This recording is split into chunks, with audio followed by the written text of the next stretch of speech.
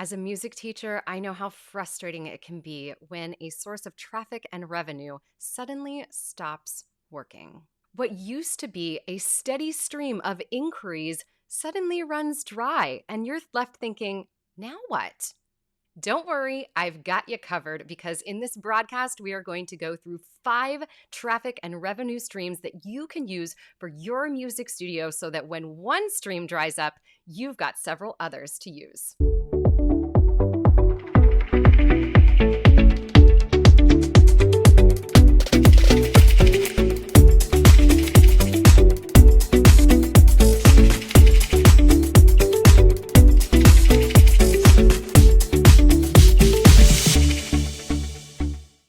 For those of you who haven't met me, my name is Sarah Campbell, and I am a business strategist, mindset, and marketing coach for music studio owners and online education experts just like yourself. And in this video, we are going to be talking about 5 traffic and revenue sources that you can use for your music studio. Before we get to those 5 tips, I want to ask a question.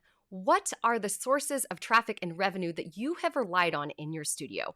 Think about it. Where do you normally get your inquiries? Write down all those places, and I want you to make a good list because I want you to take that list and compare it to the list of 5 things that we're working on today.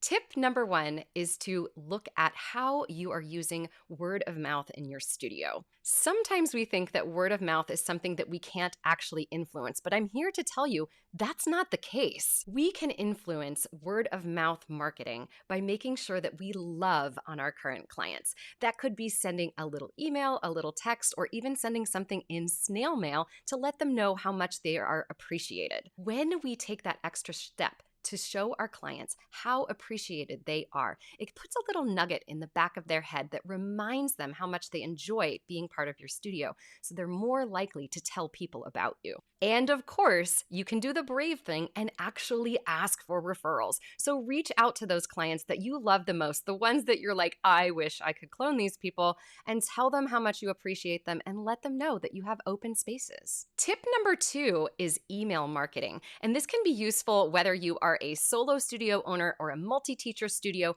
or if you're teaching online courses. There are so many free versions of email marketing systems out there. And of course, there are great paid versions as well. You want to have something set up so that people can sign up for your newsletter or that they can sign up to get a freebie so that later on you're able to contact them and nurture them and educate them about what you do in your business.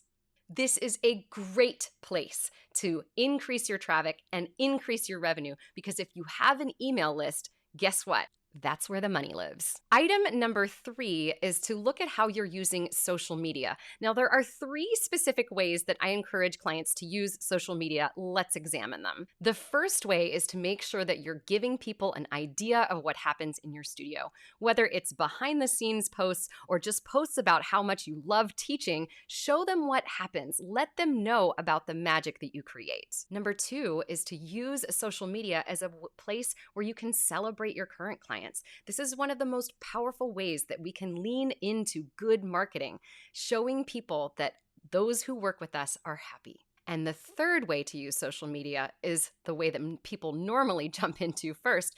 It's using it to tell people about your offers. So make sure that you're leaning into items 1 and 2 before you start making a whole bunch of posts about the fact that you have open lesson spots. Item number 4 is to make sure that you've got a good website going on and that you have online listings as well. Your website is basically your digital business card. And so we want to make sure that you have one of those, even if it's a super simple website that only has a single page. As long as it has a good, clear call to action and tells people how to sign up with you, that can be a really powerful source of traffic. And don't forget all of those online listings. There are so many opportunities to list yourself online, whether it's through a professional organization that you're a member of or through something like musicteachersdirectory.org. That's a free service that I really love, and I hope that you check it out. Item number 5 is paid advertising. And this is something that people often think of as the first solution when a specific source of traffic and revenue drives up. But here's the problem. If we jump directly into advertising without making sure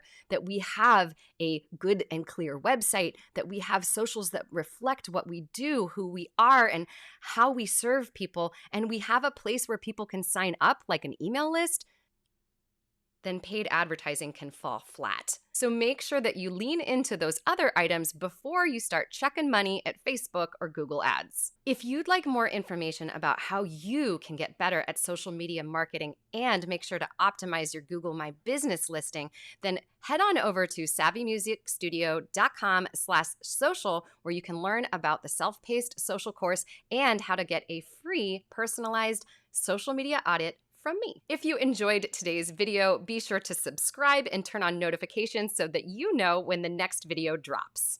Until the next video, stay savvy and stay you, because there is no teacher in the world who is quite like you, and I think you are pretty dang awesome. See you in the next video.